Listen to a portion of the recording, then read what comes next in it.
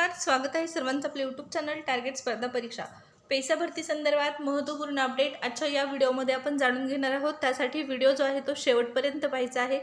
चॅनलवर नवीन आला असाल, पहिल्यांदाच व्हिडिओ पाहत असाल, चॅनल सबस्क्राइब करून ठेवा। स्पर्धा परीक्षेच्या नवीन अपडेट आणि नवीन जाहिराती तुम्हाला आपल्या चॅनलवर पाहण्यास मिळतील। सुरुवात करूया।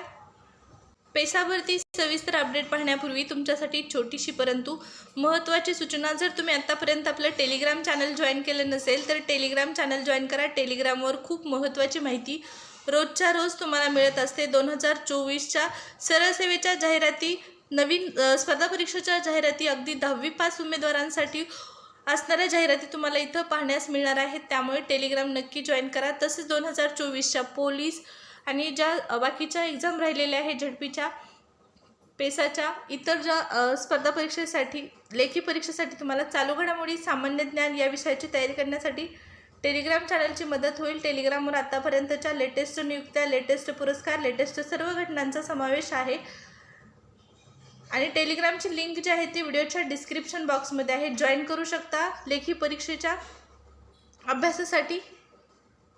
तर आता आपली मेन आणि महत्त्वपूर्ण अपडेट पाहूया। पेसा भरती 17 संवर्गातील पेसा भरती संदर्भात महत्त्वाची माहिती आहे। 2023 मध्ये राबवण्यात आलेली 17 संवर्गातील पेसा भरती प्रक्रिया तात्काळ पूर्ववत करावी। आदिवासी युवकांना न्याय द्यावा अशी मागणी सुशिक्षित बेरोजगार आदिवासी संघटनेच्या वतीने स्थानिक इंदिरा गांधी चौकात आंदोलन केल्यानंतर डॉक्टर होळी यांच्या मार्फत मुख्यमंत्र्यांकडे निवेदनातून केली आहे। आणि निवेदनात म्हटलं आहे की मागील वर्षी म्हणजे 2023ला पेसा भरतीसाठी 17 संवर्गातील विविध विभागांच्या जाहिराती प्रसिद्ध झाल्या।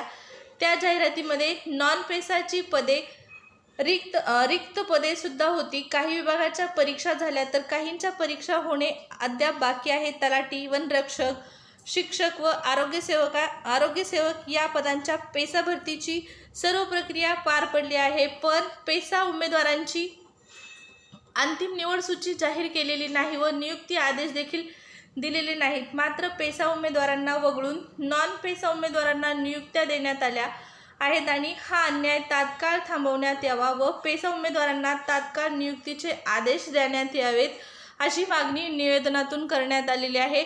आणि आंदोलन करताना तसेच निवेदन देताना या ठिकाणी युवा जिल्हाध्यक्ष स्वप्नील मांडवीत सह इतर देखील सदस्य होते। तर आपल्यासाठी महत्त्वाची अशी माहिती आहे की या ठिकाणी पाहू शकता, पेसा भरती संदर्भातलं महत्त्वाचं निवेदन जे आहे ते देण्यात आलेलं आहे आणि अधिवेशनात मुद्दे उपस्थित करण्यात आलेले आहेत। पेसा भरतीतील पदभरती संदर्भात, रखडलेल्या भरती संदर्भात ही भरती प्रक्रिया सुरू करून ज्या काही नियुक्त्या रखडलेल्या आहेत त्या नियुक्त्या तात्काळ देण्याची कार्यवाही करावी। 17 संवर्गातील पेसा भरती प्रक्रिया तात्काळ पूर्ववत करा अशी जी मागणी आहे ती सुशिक्षित बेरोजगार आदिवासी संघटनेच्या वतीने करण्यात आलेली आहे।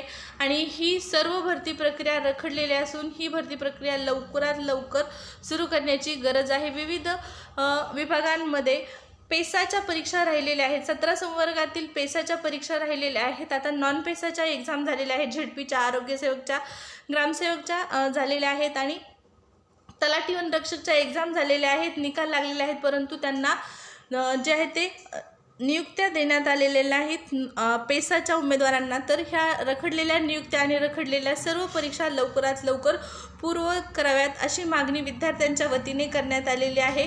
आता या मागणी संदर्भात शासनाचा काय निर्णय असेल, काय निवेदनाला उत्तर येईल, तसेच पेसा भरतीच्या सुनावणी संदर्भात, पेसा भरती संदर्भातल्या सर्व अपडेट जाणून घेण्यासाठी आपलं चॅनल सबस्क्राईब करा। पेसा भरतीच्या असो किंवा स्पर्धा परीक्षेच्या सर्व अपडेट या ठिकाणी तुम्हाला पाहण्यास मिळतील। तर ही होती पेसा भरती संदर्भातली महत्त्वपूर्ण अपडेट, महत्त्वपूर्ण निवेदन 17 संवर्गातील भरती प्रक्रियेसंदर्भातली।